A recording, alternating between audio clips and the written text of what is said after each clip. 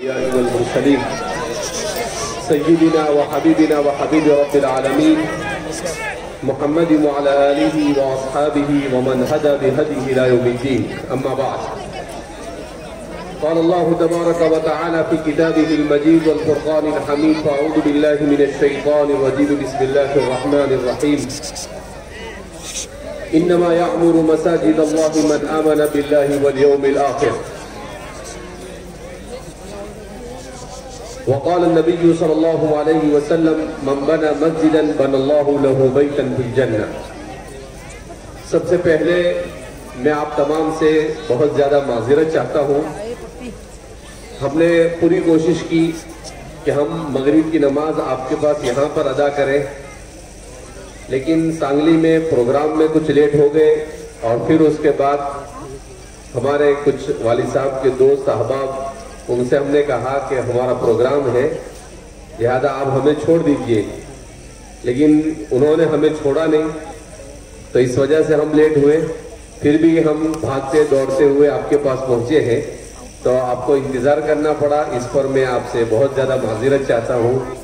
اللہ آپ حضرات کو جزائے خیر عطا فرمائے کہ آپ لوگ اتنی دیر تک انتظار میں بیٹھے رہے. یہ سب صرف اور صرف اللہ کے لیے.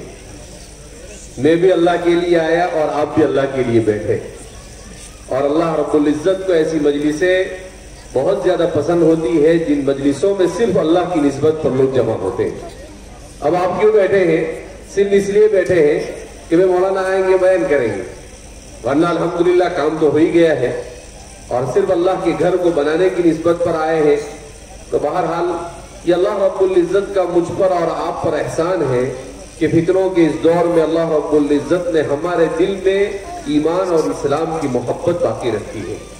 ورنہ آج دنیا میں انسان تھوڑا سا کچھ ہوتا ہے تو اپنے دین کو بیچنے کے لیے تیار ہو جاتا ہے، اپنے ایمان کو بیچنے کے لیے تیار ہو جاتا ہے. ہم اللہ سے یہی دعا کرتے ہیں کہ اللہ موت تک ایمان اور اسلام کو ہمارے برقرار رکھے، اور جب سانس نکل رہی ہو تو ہماری زبان سے کلمہ لا الہ الا اللہ محمد رسول اللہ جاری ہو جائے. یہی سب سے بڑی کامیابی ہے.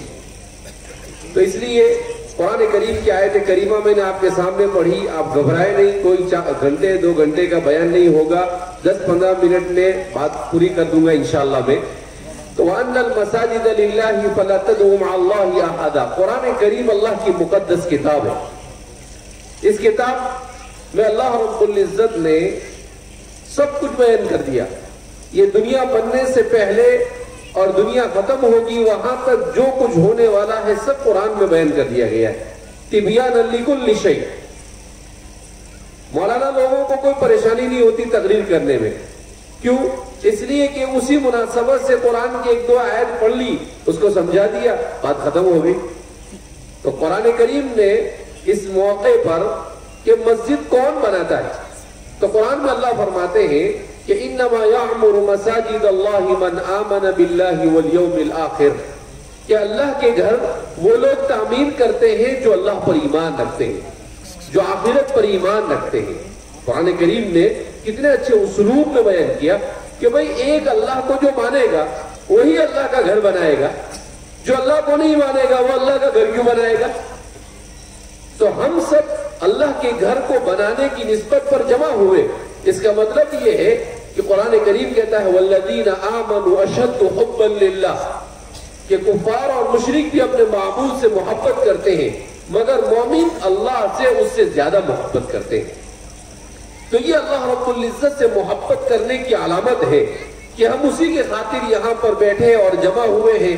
ہمیں کوئی مطلب نہیں، لیکن ہمیں اس بات کا علم ہے کہ ہم مسلمان ہیں اور ہمیں مرنا ہے. اور یہ جو زندگی ہے یہ اصل زندگی نہیں ہے، اصل زندگی موت کے بعد کی زندگی ہے. اور اس زندگی میں اس طرح کا جمع ہونا اور اس طرح کی قربانیاں اور اس طرح کی محنتیں ہی کام آئے گی. اس لیے کہ وہاں پر روپیہ پیسہ نہیں چلے گا. آخرت کی کرنسی میں روپیہ پیسہ اور گاندھی جی نہیں چلے گا. وہاں کی کرنسی میں تو کیا چلے گا؟ انسان نے نیکی کی ہے یا نہیں کی ہے. لا ينفع مال ولا بنون الا من اتى الله بقلب سلیم. کوئی مال کام نہیں آئے گا، کوئی اولاد کام نہیں آئے گی. وہاں پر تو نیکی کام آئے گی کہ آپ نے کیا نیکی کی. آپ نے اپنے مال کی قربانی دی، آپ نے اپنے وقت کی قربانی دی، کس کے لیے دی؟ اللہ کے لیے دی۔ تو اللہ رب العزت کو قربانی بڑی پسند ہے۔ اللہ اپنی مخلوق سے یہ چاہتا ہے کہ اس کی مخلوق اللہ کے خاطر قربانیاں دے۔ جتنی مخلوق قربانی دیتی ہے اتنا اسے اللہ کا تقرب حاصل ہوتا ہے، اور اللہ کا تقرب حاصل ہونا انسان کے لیے اتنی بڑی نعمت ہے کہ اس سے بڑھ کر کوئی نعمت نہیں ہو سکتی ہے۔ فرعون جس قوم کا سردار تھا اس کو قبطی کہا جاتا تھا۔ حضرت موسیٰ علیہ السلام کے ساتھ جب مقابلہ ہوا تو اس کو یہ سمجھ میں آیا کہ موسیٰ علیہ السلام علیاذ باللہ جادوگر ہے، اس لیے کہ وہ لاٹھی ڈالتے ہیں تو سانپ بن جاتے ہیں۔ تو اس نے کیا سمجھا کہ موسیٰ علیہ السلام بھی جیسے دوسرے جادوگر ہوتے ہیں ایسے یہ بھی جادوگر ہیں۔ اسے نہیں معلوم کہ موسیٰ علیہ السلام جادوگر نہیں، یہ تو اللہ کے نبی ہے۔ تو اس نے پورے مصر میں اعلان کروایا، ایجپٹ میں اعلان کروایا کہ سارے جتنے بھی ماہر جادوگر ہیں جمع ہو جائے۔ تو بڑے بڑے جو جادوگر تھے سب جمع ہو گئے، اور جمع ہونے کے بعد اس نے کہا کہ بھائی موسیٰ علیہ السلام سے تمہارا مقابلہ ہے۔ تو جادوگروں نے کہا ٹھیک ہے ہم تیار ہیں۔ جادوگروں کو بھی نہیں معلوم کہ موسیٰ علیہ السلام نبی ہے اور ایک حق کا مقابلہ باطل سے ہو رہا ہے اور جادو کا مقابلہ معجزے سے ہو رہا ہے، اس کا علم نہیں ان کو۔ وہ ایسے ہی سمجھ رہے تھے کہ جیسے دوسرے جادوگروں کو ہم شکست دیتے ہیں ہم موسیٰ کو بھی شکست دے دیں گے۔ اب جمع ہو گئے۔ اب ظاہر سی بات ہے دنیا پرست آدمی ہوتا ہے وہ تو دنیا ہی کی سوچتا ہے۔ تو انہوں نے موسیٰ علیہ السلام سے مقابلہ ہونے سے پہلے فرعون سے پوچھا کہ بھئی ہمارا انعام کیا؟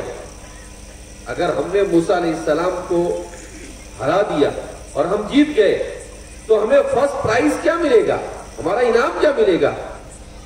تو فرعون بڑا ہوشیار اور چالاک تھا، اس نے کیا کہا؟ انتم اذا لمن المقربین، کہ تم میرے مقرب بن جاؤ گے۔ کیا کہا؟ تم میرے مقرب بن جاؤ گے۔ یعنی وہ بادشاہ تھا، بہت زیادہ مال و دولت اس کو اللہ نے دے رکھی تھی، بادشاہت دے رکھی تھی۔ کیا مطلب؟ کہ تم میرے مقرب بن جاؤ گے۔ تو انہوں نے سوچا کہ بادشاہ کے مقرب بن جانا اس سے بڑا تو کوئی انعام ہی نہیں ہو سکتا ہے، اس لیے کہ جب بادشاہ کے قریبی بن جائیں گے تو ظاہر سی بات ہے جو چاہے وہ مل جائے گا۔ تو انہوں نے اس پر اپنی رضامندی کا اعلان کر دیا کہ بھئی ہاں ٹھیک ہے، یہ تو سب سے بڑا انعام۔ اب جب دنیا کا ایک بادشاہ اگر یہ کہے کہ تب تو تمہارا انعام میرا مقرب بننا ہے، تو وہ ذات جو ساری کائنات کی بادشاہ ہے وہ اگر ہمیں کسی عمل کے کرنے پر یہ کہے کہ اس عمل کے کرنے سے تم میرے مقرب بن جاؤ گے، تو انسان کے لیے کتنی بڑی سعادت کی بات ہے۔ تو اللہ رب العزت قرآن کریم میں کیا فرماتے ہیں کہ یہ مسجدیں جو بناتے ہیں کون بناتا ہے؟ وہ لوگ بناتے ہیں جو اللہ پر ایمان رکھتے ہیں، جو آخرت پر ایمان رکھتے ہیں۔ قرآن نے ایک اللہ پر ایمان اور دوسرے آخرت پر ایمان کو بیان کیا۔ سوال پیدا ہوتا ہے دوسری ساری چیزوں کو چھوڑ کر اسے کیوں بیان کیا؟ اس لیے قرآن کریم نے بیان کیا کہ انسان کے جیب میں سے پیسہ نکلتا نہیں ہے۔ کسی آدمی کے پاس آپ جاؤ اور کہو کہ بھائی 100 روپے دے، بولے کیوں دوں؟ بس ایسے مانگ رہا ہوں تیرے پاس، دے دے۔ تو کیا کرے گا؟ 100 روپے نہیں دے گا، 2 گھسے دے گا اس کو، بولے گا کیوں 100 روپے میں کیوں تجھے پیسے دوں، میرے پیسے ہیں میں کیوں تجھے دوں؟ انسان نہیں نکالتا ہے۔ ہمارے والد صاحب ایک دوست ہے وہ عبداللہ کویت کے، تو وہ ایک دن مجھے کویت میں گئے تو کہنے لگے تبرورات سننے کے بعد کہ لوگوں کے جیب سے پیسے نکالنا یہ سب سے بڑا جہاد ہے۔ کیا بولنے لگے وہ؟ لوگوں کے جیب سے پیسے نکالنا یہ سب سے بڑا جہاد ہے۔ تو اللہ کو معلوم تھا کہ انسان پیسے نہیں چھوڑتا ہے۔ وَأُحْضِرَتِ الْأَنفُسُ الشُّحَّ، قرآن کریم میں بیان کیا اللہ نے کہ انسان تو بخیل ہی واقع ہوا ہے، وہ پیسہ نہیں چھوڑتا ہے۔ تو اللہ نے کہا کہ اللہ کا گھر بنانے کے لیے خرچ وہ لوگ کرتے ہیں جنہیں یہ معلوم ہوتا ہے کہ آخرت میں اس کا بدلہ مجھے ملنے والا ہے۔ جب اسے یہ معلوم ہوتا ہے کہ یہاں پر اگر میں 1 دوں گا وہاں 10 ملے گا، یہاں گھر بنانے کے لیے، اللہ کے گھر بنانے کے لیے میں کچھ پیسے دوں گا، اور اللہ کے رسول تو یہ کہتے ہیں کہ من بنا مسجدا بنى الله له بيتا في الجنة، جو دنیا میں اللہ کا گھر مسجد بنائے گا اللہ اسے جنت میں گھر دے گا۔ تو جنت میں گھر کب ملے گا؟ جب جنت کا ٹکٹ ملے گا تو گھر ملے گا نا. تو جنت میں گھر ملنے کا مطلب یہ ہے کہ جنت کنفرم، ویٹنگ لسٹ نہیں، بلکہ جنت کیا ہے؟ کنفرم. تو اللہ کے رسول صلی اللہ علیہ وسلم نے دارقطنی کی ایک روایت میں ہے کہ آپ صلی اللہ علیہ وسلم نے ارشاد فرمایا کہ اگر کوئی آدمی چڑیا کے گھونسلے کے برابر بھی گھر بنائے، اللہ کا گھر بنائے، تو اسے بھی جنت میں گھر دیا جائے. تو لوگ پریشان، ہمارے شارحین، کہ بھائی چڑیا تو چھوٹی سی ہوتی ہے، اس میں اگر اتنی سی کوئی مسجد بنائے گا تو اس میں کون جا کے نماز پڑھے گا؟ چڑیا نماز پڑھے گی؟ چڑیا تو نماز پڑھتی نہیں ہے.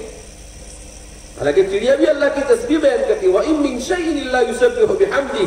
اللہ فرماتے ہیں کہ دنیا میں کوئی چیز ایسی نہیں جو اللہ کی تسبیح بیان نہ کرتی ہو. یہ چڑیا بھی اللہ کی تسبیح بیان کرتی ہے. حدیث میں تو یہاں تک کہ آتا ہے کہ لکڑی کی بنائی ہوئی کرسی بھی اللہ کی تسبیح بیان کرتی ہے. کہا وہ جو چرچر کرتی ہے وہ چرچر نہیں کرتی ہے، وہ اللہ کی تسبیح بیان کرتی ہے. دنیا میں ہر چیز اللہ کے ذکر میں لگی ہوئی ہے. انسان کو اللہ نے صرف اختیار دیا ہے کہ وہ اگر چاہے تو کرے، نہ چاہے تو نہ کرے. اگر کرے گا تو جنت ملے گی، نہیں کرے گا تو جہنم ملے گی. ورنہ دیگر ساری مخلوق، قرآن کیا کرتا ہے کہ آسمان اور زمین کو اللہ نے کہا کہ اتیا طوعا او کرہا قالتا اتینا طاعین. آسمان سے کہا کہ آؤ میں حکم دیتا ہوں میرے حکم کے مطابق. تو آسمان اور زمین نے کہا یا تو زبردستی آؤ یا خوشی خوشی آؤ. اتینا طاعین. آسمان اور زمین جو انسان کی نظر میں سب سے بڑی چیزیں ہیں، وہ اللہ سے کہنے لگے کہ ہم آپ کے پاس خوشی خوشی آئے، آپ ہمارے مالک ہیں، آپ ہمیں جو حکم دیں گے ہم کرنے کے لیے تیار ہیں. اسی لیے ہم دیکھ رہے ہیں کہ سورج اپنے وقت پر نکلتا ہے، چاند اپنے وقت پر نکلتا ہے، ساری چیزیں ہر چیز اپنے وقت پر ہو رہی. کیوں؟ اس لیے کہ سب نے اللہ کو وعدہ کیا ہے کہ آپ جیسا کہیں گے ویسا ہم کریں گے. انسان اللہ کو وعدہ کرتا ہے لیکن بعد میں دنیا میں آنے کے بعد پھر جاتا ہے. وہ دنیا کی چکا چوند کو دیکھتا ہے تو کبھی اذان بھی ہوتی ہے دکان نہیں چھوڑتا ہے، کہا کہ نہیں 2 گھراک چلے جائیں گے. قرآن کریم میں اللہ رب العزت ارشاد فرماتے ہیں کہ حضرات صحابہ وہ تھے رجال لا تلہیہم تجارت ولا بیع عن ذکر اللہ، کہ تجارت اور بیچنا انہیں اللہ کے ذکر سے غافل نہیں کرتا تھا. اذان ہوئی سب کچھ چھوڑ چھاڑ کے مسجد میں، کہے دنیا دیکھی جائے گی، ملا تو ملا نہیں تو کچھ نہیں، لیکن نماز نہیں جانی چاہیے. وہ سب چھوڑ چھاڑ کے مسجد میں چلے جاتے تھے. تو آج امت کو ضرورت ہے اپنے آپ کو مسجد سے مربوط ہونے کی. مسجد بنا دینا کافی نہیں ہے، بلکہ مسجد سے اپنے رشتے اور ناطے کو مضبوط کرنے کی ضرورت ہے. اسلامی معاشرے میں مسجد صرف نماز کے لیے نہیں ہوتی تھی. اسلامی معاشرے میں نبی کریم صلی اللہ علیہ وسلم جب مدینہ منورہ پہنچے تو آپ نے مدینہ پہنچنے کے بعد سب سے پہلے کس کی فکر کی؟ مسجد کی فکر. حضرت ابو ایوب انصاری کے گھر پر ٹھہرے، اپنا گھر نہیں بنایا. پہلے حضرت ابو ایوب انصاری کے مہمان ہوئے اور حضرت ابو ایوب انصاری کے گھر میں ٹھہرنے کے کچھ دنوں کے بعد آپ صلی اللہ علیہ وسلم نے کہا کہ بھئی فلاں زمین ہے، یہ زمین کس کی ہے؟ تو کہا کہ 2 یتیم کی ہے. تو اللہ کے رسول صلی اللہ علیہ وسلم نے ان کو بلایا اور کہا کہ بھئی ہم اس پر مسجد تعمیر کرنا چاہتے ہیں، یہ زمین ہم آپ سے خریدنا چاہتے ہیں. تو ان یتیم بچوں نے کہا کہ اگر اللہ کا گھر بنانا چاہتے ہیں تو ہم آپ کو ہماری طرف سے ایسے ہی دے دیتے ہیں. اللہ کے رسول صلی اللہ علیہ وسلم نے کہا نہیں، تم یتیم ہو، تمہیں ضرورت ہے دنیا میں اپنے ضرورت کو پورا کرنے کے لیے. حضرت ابو بکر نے کہا اس زمین کے پیسے میں دے دوں گا. تو مسجد نبوی کے لیے جو زمین پہلی خریدی گئی اس کے لیے سب سے پہلے چندہ اور سب سے پہلے پیسے کس نے دیے؟ سیدنا حضرت ابو بکر صدیق رضی اللہ تعالیٰ. کہ یہ مسجد، اب اس مسجد پر، مسجد نبوی پر آج لاکھوں لوگ نماز پڑھتے ہیں. قیامت تک جتنے لوگ نماز پڑھیں گے سب کا ثواب کس کو ملتا رہے گا؟ سیدنا حضرت ابو بکر صدیق رضی اللہ تعالیٰ. اللہ رب العزت نے اس دنیا میں ہمیں اسی لیے بھیجا ہے. اللہ بہانے کے ذریعے سے ہمیں نیکیاں دینا چاہتا ہے. رحمت خدا بہانہ بھی جو ہے. تو اللہ کے رسول میں آپ کو یہ سمجھا رہا تھا کہ اب وہ چڑیا کے جتنا گھر اس میں کون نماز پڑھے گا؟ تو ہمارے امام ابن حجر العسقلانی اور دوسرے شارحین نے عجیب بات لکھی. انہوں نے کہا اس کا مطلب یہ نہیں ہے کہ چڑیا کے گھونسلے کے برابر گھر بنایا جائے. اس کا مطلب یہ ہے کہ اگر کوئی آدمی غریب ہے اور وہ اللہ کے گھر بن رہا ہے، اس میں اپنے طرف سے زیادہ خرچ نہیں کر سکتا ہے، تو وہ ایک مٹھی پر مٹی بھی اس میں ڈال دے گا تو اس کے بدلے میں بھی اللہ اسے جنت میں گھر دے گا۔ اگر وہ اینٹ، یعنی وہ اتنا پیسہ دے سکتا ہے کہ اس کے پاس 5 روپے ہے، تو اس نے 5 روپے کی اینٹ دے دیا تو ایک اینٹ کے بدلے میں پورا گھر ملے گا وہاں پر۔ کتنا بڑا سودا ہے۔ ایک دنیا میں ہم دیکھتے ہیں کہ زمینوں کے دام کتنے ہوتے ہیں، گھروں کے دام کتنے ہوتے ہیں، یہاں تو عارضی طور پر ہے انسان، لیکن وہاں پر آخرت میں جہاں پر انسان کو ان سب چیزوں کی ضرورت ہوگی، وہاں پر اللہ رب العزت اس کے لیے گھر کا وعدہ کر رہے ہیں۔ جنت کا پلاٹ تو کتنا مہنگا ہوگا، کیونکہ وہ تو پرماننٹ ہے وہاں، کیونکہ وہاں ایک مرتبہ انٹری ہو گئی، اس کے بعد نہ موت آئے گی نہ کچھ ہوگا، تو ہمیشہ ہمیشہ کا گھر۔ تو اس جگہ پر اللہ رب العزت نے گھر کا وعدہ کیا، اس لیے اس میں انسان کو بڑھ چڑھ کر حصہ لینا چاہیے اگر وہ اپنے لیے جنت میں پلاٹ اور فلیٹ کنفرم کرنا چاہتا ہے تو۔ پلاٹ نہیں بلکہ فلیٹ ملے گا جنت میں۔ کیا ملے گا؟ پلاٹ تو پھر اس کے بعد پھر گھر بنانے کا ٹینشن ہے، لیکن وہاں ڈائریکٹ فلیٹ ملے گا۔ فلیٹ بھی نہیں، ابھی نئی اسکیم شروع ہوئی ہے نا دنیا میں، بنگلوز، ویلاز، تو وہاں ڈائریکٹ بنگلہ اور ویلا ملے گا۔ کہا کہ بھائی یہاں پر اللہ کے گھر بنانے میں تعاون کرو، اور اے عقل کوٹ والوں اپنا بنگلوز جنت کے اندر میں کیا کر دو، فکس کر دو۔ تو ماشاءاللہ میں لیٹ پہنچا، لیکن مولانا غوث صاحب نے اور ہمارے متولی صاحب نے بتلایا فون پر کہ آپ لیٹ آئے، وہاں تک کہ یہاں پر ماشاءاللہ لوگوں نے بڑھ چڑھ کر تعاون کیا۔ کتنے مسلح ہو گئے؟ کتنے مسلحوں کی ضرورت ہے؟ اچھا ماشاءاللہ، تو ماشاءاللہ آپ حضرات نے اتنا بڑھ چڑھ کر حصہ لیا کہ 600 مسلح کی ضرورت ہے اور 550 ہو گئے ہیں، اور 50 بچے ہوئے ہیں وہ بھی ہو گئے۔ میں تو یہ سمجھ رہا ہوں کہ وہ بھی ہو گئے، اور انشاءاللہ آئندہ ضرورت تو ماشاءاللہ کل کوٹ والا نے تو نیا ریکارڈ قائم کر دیا کہ ایک ہی مجلس میں اللہ کا گھر کھڑا کر دیا۔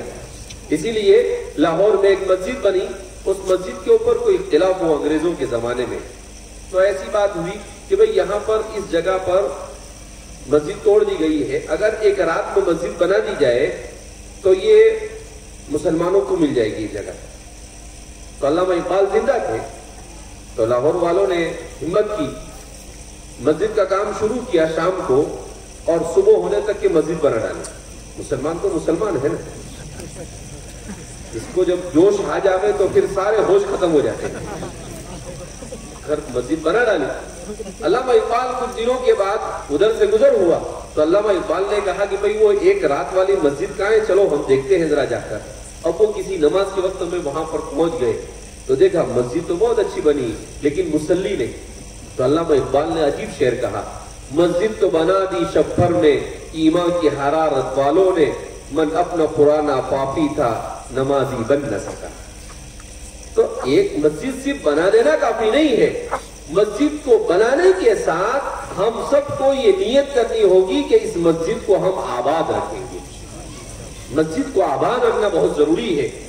امت اگر مسجد سے مربوط ہو گئی، قرآن اور سیرت سے مربوط ہو گئی، تو دنیا میں ہمارا کوئی کچھ نہیں بگاڑ سکتا ہے۔ مگر مسئلہ یہ ہے کہ ہمارا نوجوان نماز نہیں پڑھتا۔ فجر کی نماز میں 2-4 بڈھے ہوتے ہیں بیچارے، جن کو معلوم ہوتا ہے کہ ابھی کچھ دن میں کبھی بھی اپنا بلاوا آ سکتا ہے، اور ملک الموت بالکل سر پہ کھڑا ہوا ہے، تو وہ مسجد میں آتے ہیں، امام صاحب ہوتے ہیں، امام صاحب کو تو آنا ہی ہے، چھٹکارا ہی نہیں ہے، اور مؤذن ہوتے ہیں، اور 2-4 بڈھے باٹے ہوتے ہیں سفید داڑھی والے، باقی سارے نوجوان کھراٹے لے کر سوتے رہتے ہیں۔ کیوں؟ اس لیے کہ 2 بجے تک 3 بجے تک مجلس میں بیٹھے رہے، اس کے بعد جا کر سو گئے۔ نہیں، اللہ کے رسول صلی اللہ علیہ وسلم نے فرمایا جس نے فجر کی نماز پڑھی وہ اللہ کے ضمان میں آ جاتا ہے۔ ضمان سمجھتا ہے؟ ضمان میں آنے کا مطلب یہ ہے کہ جب کوئی آدمی جیل میں پکڑا جاتا ہے تو ہم کیا کہتے ہیں کہ بھئی اس کو ضمانت پہ چھڑاؤ، تو کہا جس نے فجر کی نماز پڑھی گویا کہ وہ اللہ کی ضمانت پہ چلا گیا۔ اب اللہ کی ضمانت سے بڑھ کر اور کون سی ضمانت ہو سکتی ہے؟ لیکن ہمیں اس کی قدر نہیں، نماز نہیں پڑھتے. ظہر کی نماز کا آفس میں تھا، عصر کی نماز کا کھیل رہا تھا، تفریح کے لیے نکلا تھا، مغرب بھی اسی کے نظر. ایسا نہیں. 5 وقت کی نماز یہ ہمارے معاشرے میں بہت بڑا المیہ ہے کہ ہم نے نماز کو اہمیت نہیں دی. حدیث پاک میں نبی کریم صلی اللہ علیہ وسلم نے ارشاد فرمایا من ترک الصلاۃ متعمدا فقد کفر، جو جان بوجھ کر نماز چھوڑے وہ کافر بن جاتا ہے. جان بوجھ کر نماز چھوڑنا کفر ہے. مگر ہمارے یہاں کا مشغول ہو گیا تھا، شادی تھی، شادی میں بیزی تھا، وہ پروگرام و فنکشن تھا اس میں بیزی ہو گیا، اس میں بیزی ہو گیا. سارے بیزیوں میں سب سے زیادہ افضل اگر کوئی چیز ہے تو وہ نماز. تو اس لیے میرے بھائیو دوستو بزرگوں، ماشاءاللہ آپ نے تعاون کیا، آئندہ بھی آپ تعاون کریں گے، لیکن سب سے زیادہ ضرورت اس بات کی ہے کہ آپ میں سے ہر ایک یہاں سے یہ نیت کر کر اٹھے کہ ہم اپنے محلے کی مسجد کو آباد کریں گے انشاءاللہ. بہت آہستہ آواز آ رہی ہے، اس کا مطلب ارادہ بھی پکا نہیں ہے. یا تو ارادہ پکا نہیں یا بھوک زیادہ لگی ہے. تو اس لیے مسجد کو آباد. ایک حدیث میں سنا کر اپنی بات کو ختم کر دیتا ہوں. اللہ کے رسول صلی اللہ علیہ وسلم نے ارشاد فرمایا کہ اگر کسی محلے میں، کسی شہر اور کسی بستی میں مسجد کو ویران رکھا جاتا ہے تو وہ مسجد اللہ رب العزت سے التجا کرتی ہے کہ ان لوگوں نے تیرے گھر کو ویران کیا، تو ان کے گھروں کو ویران کر دے. تو مولانا طارق جمیل صاحب کہتے رہتے ہیں اپنے بیانوں میں کہ لوگوں نے اللہ کے گھروں کو ویران کیا، اللہ نے مسلمانوں کے گھروں کو نہیں، مسلمانوں کے ملکوں کو ویران کر دیا. کہ اس کی سب سے بڑی وجہ امت کا نماز کو ترک کرنا ہے. اس لیے میرے بھائیو دوستو بزرگوں، ہم میں سے ہر ایک یہ ارادہ کرے کہ آج کے بعد موت تک کے کبھی نماز نہیں پڑھیں گے انشاءاللہ. ارے زور سے بولو، کھانا ملنے والا ہے بھائی، ذرا 2 لقمے زیادہ کھا لینا. تو اس لیے تو جو کچھ کام ہے تو یہ دونوں کام ہمیں کرنے، ایک تو اللہ کا گھر بنانا ہے اور دوسرا اللہ کے گھر کو آباد کرنا ہے. اللہ رب العزت ہم سب کو کہنے سننے سے زیادہ عمل کی توفیق مرحمت فرمائے. جن لوگوں نے بھی اللہ کے گھر کے بنانے کے لیے اس طرح سے اپنا مال خرچ کیا ہے، اللہ ان کے لیے سب کے لیے جنت کے اندر میں بنگلوز کو کنفرم کر دے گے. اور ہم سب انشاءاللہ جیسے اللہ نے یہاں پر جمع کیا ایسے اللہ رب العزت ہمیں کہاں پر جمع کرے گا؟ جنت میں بھی جمع کرے گا. ہمارے عرب لوگ جو ہوتے ہیں وہ دعا کرتے ہیں تو عجیب عجیب دعا دیتے ہیں. کہا کہ اللہ رب العزت آپ کو اور ہمیں ایسے ہی جنت میں جمع کرے جیسے دنیا میں جمع کیا. تو اللہ کے لیے کوئی چیز مشکل نہیں، سب کچھ اس کے قبضے قدرت میں ہے. اگر ہم میں سے ہر ایک کو جنت میں بھیج دے اس کے خزانے میں کوئی کمی ہونے والی ہی نہیں ہے. بہرحال اللہ رب العزت ہم سب کو دنیا اور آخرت میں بھلائی مقدر فرمائے. اللہ رب العزت ہم سب سے راضی ہو جائے، ایسے اعمال کی توفیق مرحمت فرمائے. اور اللہ رب العزت اپنی ناراضگی سے ہماری حفاظت فرمائے.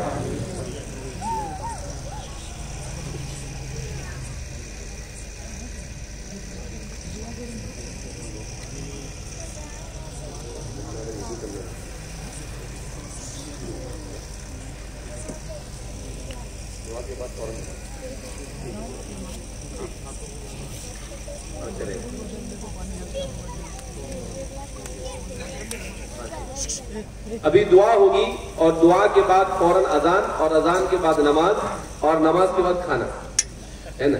تو پہلے روحانی غذا اس کے بعد جسمانی غذا دونوں ہو جائے گی انشاءاللہ. ٹھیک ہے، بہت بہت شکریہ.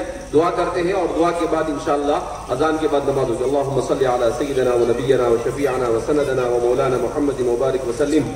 ربنا اغفر لنا ذنوبنا وإسرافنا في أمرنا وثبت أقدامنا وانصرنا على القوم الكافرين. اللهم إنك عفو كريم ملك تحب العفو فاعف عنا يا كريم. اللهم آت نفوسنا تقواها وزكها أنت خير من زكاها أنت وليها ومولاها. اللهم وفقنا بالقول والفعل والعمل والنية والهدى لما تحب وترضى واجعل آخرة لنا خيرا من الأولى. اے اللہ ہمارے گناہوں کو معاف فرما، ہماری خطاؤں کو معاف فرما، ہماری نقشوں کو درگزر فرما. اے مولا کریم تو نے ہمیں صرف تیرے نام کے خاطر، تیرے دین کے خاطر، تیرے گھر کے خاطر یہاں پر جمع ہونے کی توفیق مرحمت فرمائی. اے ذل جلال والاکرام اس پورے مجمع کی مغفرت فرما دے. اے مولا کریم ان سب کے لیے جنت میں گھروں اور بنگلوں کا انتظام فرما دے. اے ذل جلال والاکرام ہم سب کو فتنوں کے اس دور میں اپنے دین اور اپنے ایمان کی حفاظت کی فکر کرنے کی توفیق مرحمت فرما. اپنی اولاد کی صحیح تعلیم و تربیت کی فکر کرنے کی توفیق مرحمت فرما. اے ذل جلال والاکرام ہندوستان کے مسلمانوں کی جان مال عزت آبرو کی حفاظت فرما. مولا کریم کسی کے چاہنے سے کچھ نہیں ہوتا ہے، سب کچھ تیرے ہی چاہنے سے ہوتا ہے. اے اللہ ہم نے اپنے اخلاق کو بگاڑ دیا، ہم نے اپنے آپ کے گھر کو ویران کر دیا. اے اللہ ہم نے قرآن سے اپنے رشتے کو کمزور کر دیا. اے اللہ ہم نے اسلام سے اپنے تعلق کو کمزور کر دیا. اے مولا کریم تو نے دوسروں کے حوالے ہمیں کر دیا. اے اللہ ہم سچی پکی توبہ کرتے ہیں. اے اللہ ہم توبۃ نصوحہ کرتے ہیں. اے مولا کریم تیرے قبضے میں ہے ہمارے دل. اے اللہ تو ہمارے دلوں کو تیری اطاعت کی طرف بھیج دے. یا مصرف القلوب صرف قلوبنا الى طاعتک، یا مقلب القلوب ثبت قلوبنا على دینک. ربنا لا تزغ قلوبنا بعد إذ هديتنا وهب لنا من لدنك رحمة إنك أنت الوهاب. اے اللہ ہدایت کے بعد ہمارے دلوں کو گمراہی کی طرف نہ لے جا. اے ذل جلال والاکرام اس مسجد کے بننے کو آسان فرما. جن لوگوں نے اس میں تعاون کیا ہے انہیں دارین میں بہترین اجر عطا فرما. ان کے نسلوں میں دین کو زندہ کر. اے مولا کریم ان کی نسلوں میں داعیوں کو پیدا فرما، علماء پیدا فرما. اے مولا کریم ہم سب کو اسلام پر مرمٹنے کی توفیق مرحمت فرما. اے اللہ تیرے سامنے ہمیشہ رو کر مانگنے کی توفیق مرحمت فرما. اے اللہ ہمارے گناہوں کی وجہ سے ہمارے آنکھوں کے آنسو خشک ہو چکے ہیں. اے ذل جلال والاکرام ہمارے دل مردہ ہو چکے ہیں. اے اللہ ہمارے مردہ دلوں کو زندہ فرما. اے اللہ ہمیں ہمیشہ تیرے ہی سامنے ہاتھ پھیلانے کی توفیق مرحمت فرما. اے اللہ ہمیں دنیا میں کبھی کسی کا محتاج نہ بنا. اے اللہ حاضرین مجلس کی مغفرت فرما، سب کی جائز تمناؤں کو پورا فرما، سب کو حلال روزی وسعت اور برکت کے ساتھ عطا فرما. اے ذل جلال والاکرام جن دوست اور احباب نے محبت کے ساتھ ہم کو یہاں پر بلایا ہے ان تمام دوستوں کو دارین میں بہترین اجر عطا فرما. اے اللہ جنہوں نے اس پروگرام کی کامیابی کے لیے محنت بھی کی ہے، دعائیں کی ہے، اے اللہ انہیں بھی اجر عظیم سے مالا مال فرما. اے ذل جلال والاکرام پوری امت میں اتحاد اور اتفاق مقدر فرما. اے اللہ مسلمان جہاں کہیں پریشان آ رہے ان کی پریشانیوں کو دور فرما. اے اللہ ملک شام کے، یمن کے، اے اللہ عراق کے، فلسطین کے مسلمانوں کی جان مال عزت آبرو کی حفاظت فرما. اے مولا کریم دشمن ہمارے پیچھے صرف اس لیے پڑے ہوئے ہیں کہ ہم تجھے ایک کو مانتے ہیں، تیرے سوا کسی کو نہیں مانتے ہیں. اے اللہ وہ ہمارے ایمان کو سلب کر لینا چاہتے ہیں. اے اللہ تیرے علاوہ کوئی ہمارا محافظ نہیں ہے. اے اللہ نفوض امورنا الیک ونلجأ ظہورنا الیک. اے اللہ ہم اپنا سب کچھ تیرے حوالے کرتے ہیں. اے مولا کریم تیرے علاوہ ہمارے لیے کوئی پرسان حال نہیں. اے ذل جلال والاکرام تو ہمیں دشمنوں کے حوالے نہ کر. اے اللہ ہمیں دشمنوں کے سامنے ذلیل اور رسوا نہ کر. اے اللہ اسلام اور مسلمانوں کو عزت اور سربلندی نصیب فرما. اے ذل جلال والاکرام تو ہم سے راضی ہو جائے ایسے اعمال کی توفیق مرحمت فرما. جتنے بھی دنیا میں کام ہو رہے ان تمام دینی کاموں کو آسان فرما. جتنی مسجدیں بننے والی ان تمام مسجدوں کے بننے کو آسان فرما. ہمیں مسجدوں کو آباد کرنے کی توفیق مرحمت فرما. اے اللہ مدارس کی، خانقاہوں کی، دعوت و تبلیغ کی اور جو بھی جس لائن سے بھی دین کی کام ہو رہے ہیں ان تمام کاموں میں خیر و برکت نصیب فرما. کام کرنے والوں کو اخلاص عطا فرما. اے اللہ ہم سب کو ایک دوسرے کا خیر اور بھلائی پر تعاون کرنے کی توفیق مرحمت فرما. اے اللہ جو مانگا عطا فرما، جو مانگنے سے رہ گیا وہ عطا فرما. ہم نے اپنے اعتبار سے مانگا تو اپنے شان نشان عطا فرما.